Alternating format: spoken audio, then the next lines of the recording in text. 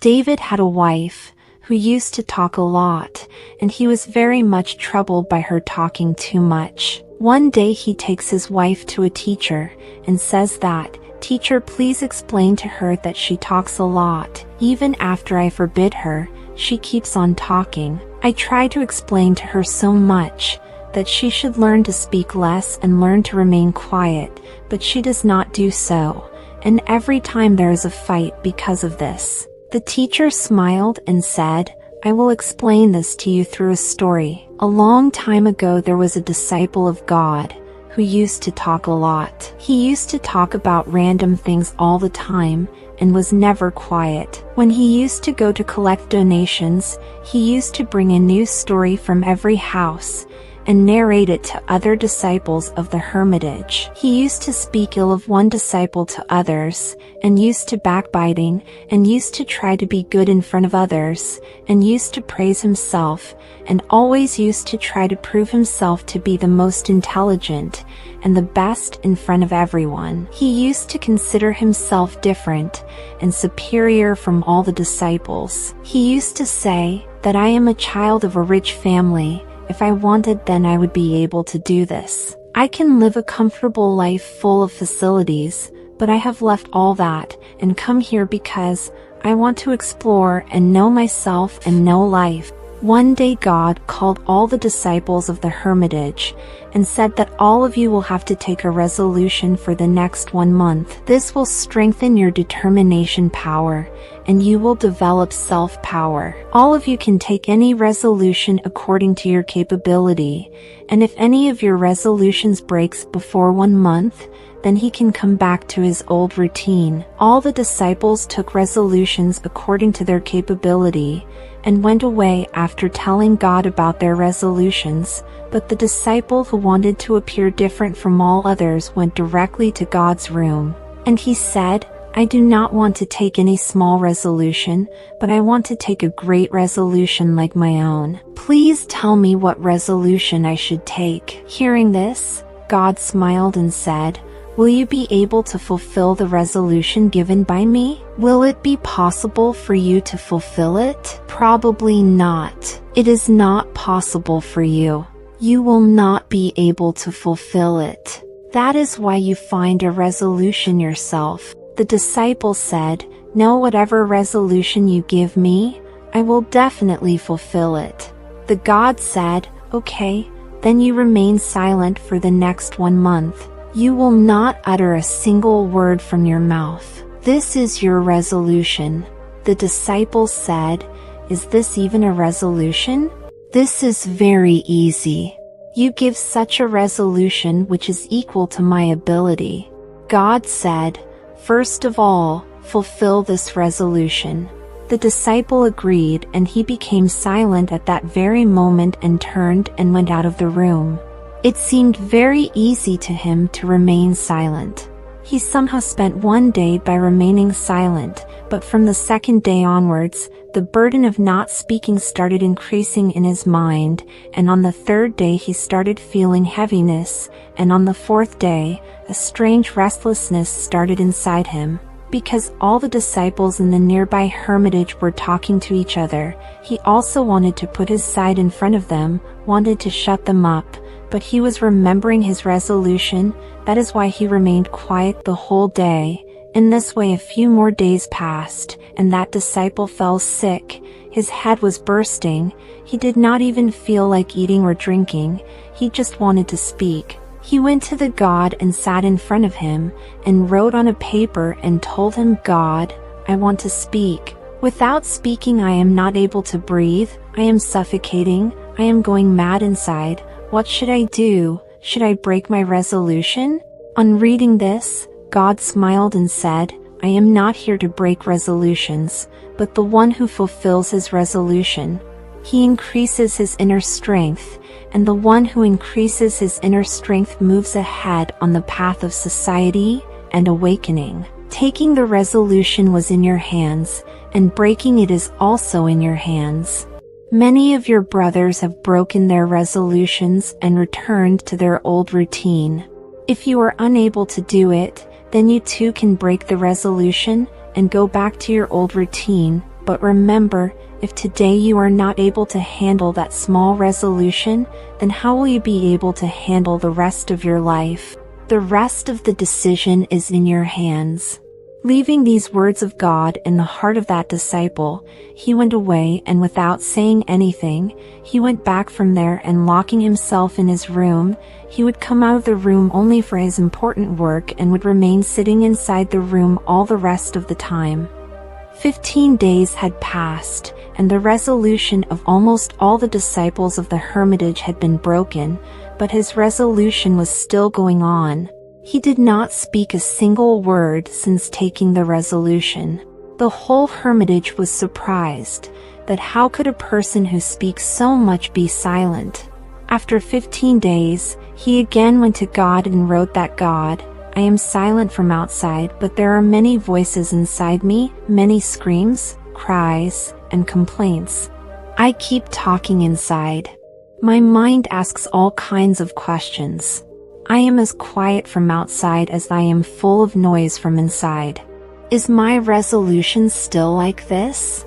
The God said, "Yes, your resolution is still going on, but as long as these voices of people keep piercing your ears, your mind will keep speaking because it is used to it. You may remain silent from outside, but you will keep speaking inside.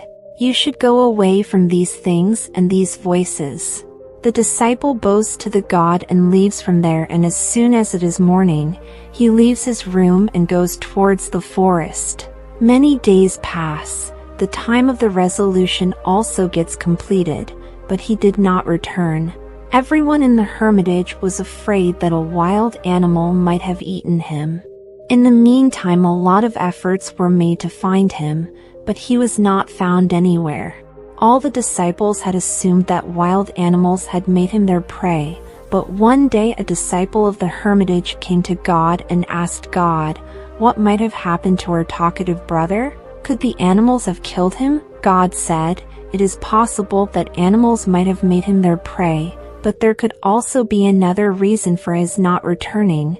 Maybe he has found what he had gone for." Then the disciple asked, "Is speaking too much so harmful?" God said, "Yes, one of the many sorrows of a man's life is that he can never remain silent. He always keeps on speaking something or the other. More than half of our sorrows are caused only because of our speaking.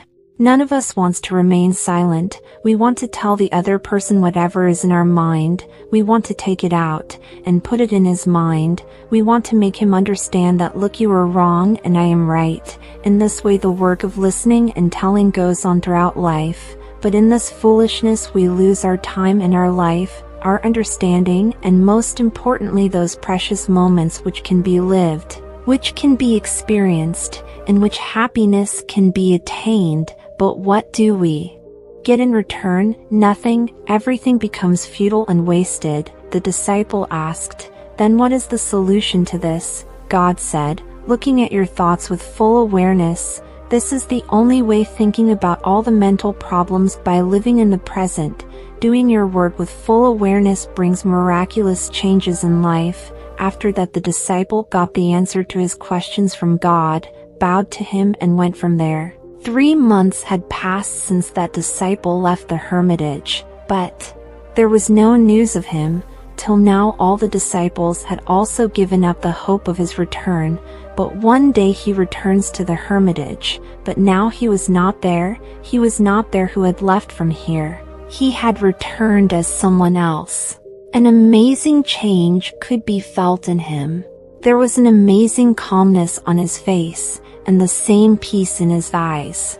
As soon as he came to the hermitage, all the disciple brothers surrounded him from all sides and started talking.